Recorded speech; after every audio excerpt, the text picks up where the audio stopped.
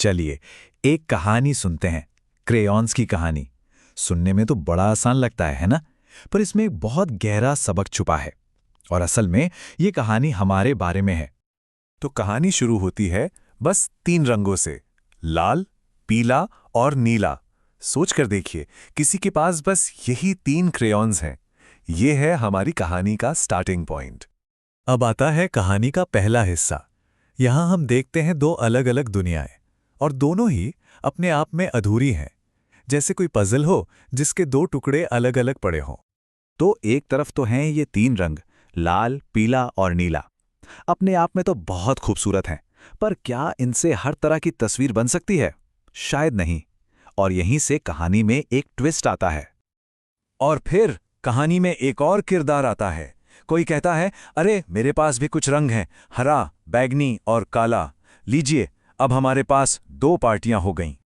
तो अब सीन ये है कि हमारे पास 2 अलग अलग ग्रुप हैं। एक के पास है लाल, पीला, नीला, और दूसरे के पास हरा, बैंगनी, काला। एकदम साफ है ना?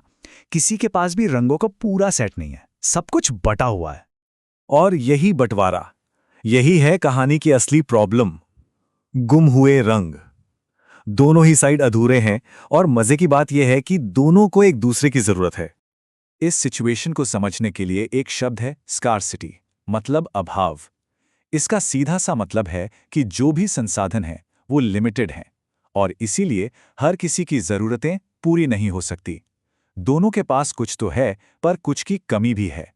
क्या ये सिचुएशन हमें अपनी असल जिंदगी में भी कहीं देखने को मिलती है? अब जरा यहां देखिए, ये तस्वीर को बिल्कुल साफ कर देता है। जिसके पास लाल, पीला और नीला है, उसे चाहिए काला रंग, और जिसके पास हरा, बैंगनी और काला है, उसे चाहिए लाल।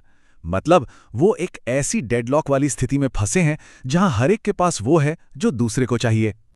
तो सवाल यह है कि इस डेडलॉक को तोड़ा कैसे जाए, और यहीं पर कहानी एक बहुत ही शानदार मोड़ लेती है। एक सिंपल सा प्रपोजल, जो मैं से हम की सोच तक का सफर है। और वो पूरा का पूरा प्रपोजल सिर्फ एक सवाल में छिपा है। अगर हम अपने क्रेयॉन्स शेयर कर लें तो? सुनने में कितना साधारण सा सवाल है ना? पर ये एक सवाल सब कुछ बदल कर रख देता है। ये सहयोग की, कोलैबोरेशन की एक पूरी नई दुनिया का दरवाजा खोल देता है। तो ये होता कैसे है? बहुत सिंपल है। स्टेप 1, ये मानना कि हाँ, हम दोनों को एक दूसरे की जरूरत है। स्टेप 2, सहयोग का, साथ काम करने का प्रस्ताव रखना। और स्टेप 3, जो सबसे जरूरी है, अपने अपने संसाधनों को एक साथ मिला देना। बस यही वो ब्रिज है, वो पुल है जो हमें कमी से फुलफिलमेंट की ओर ले जाता है। और जब वो ऐसा करते हैं तो क्या होता है? जादू? नहीं, हमें मिलता है एक पूरा पैक। और ये सिनर्जी की पावर का परफेक्ट एग्जाम्पल है। सोचिए जरा, 2 अधूरे सेट, और अब हमारे पास है एक पूरा का पूरा पैक। ये सिर्फ एडिशन नहीं है, 3 + 3 6 नहीं है। ये एक ट्रांसफॉर्मेशन है।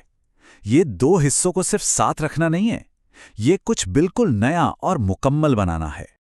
और इसी पावरफुल कॉन्सेप्ट को कहते हैं सिनर्जी। आपने ये शब्द जरूर सुना होगा। इसका मतलब बस इतना है कि जब 2 चीजें मिलती हैं तो उनका कंबाइंड वैल्यू उनके अलग अलग हिस्सों को जोड़ने से कहीं कहीं ज्यादा होता है।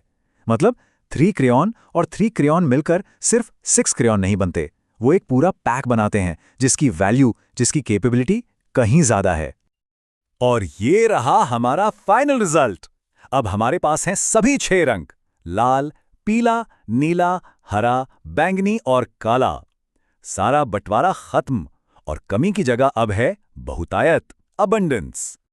तो ये कहानी हमें आखिर में एक बहुत बड़े सवाल के साथ छोड़ जाती है। अगर हम सब अपने अपने क्रेयॉन्स, मतलब अपना ज्ञान, अपनी स्किल्स, अपने रिसोर्सेज, अगर हम ये सब साझा करें तो हम सब मिलकर कैसा पूरा पैक बना सकते हैं? ये सोचने के लिए एक बहुत पावरफुल आइडिया है ना?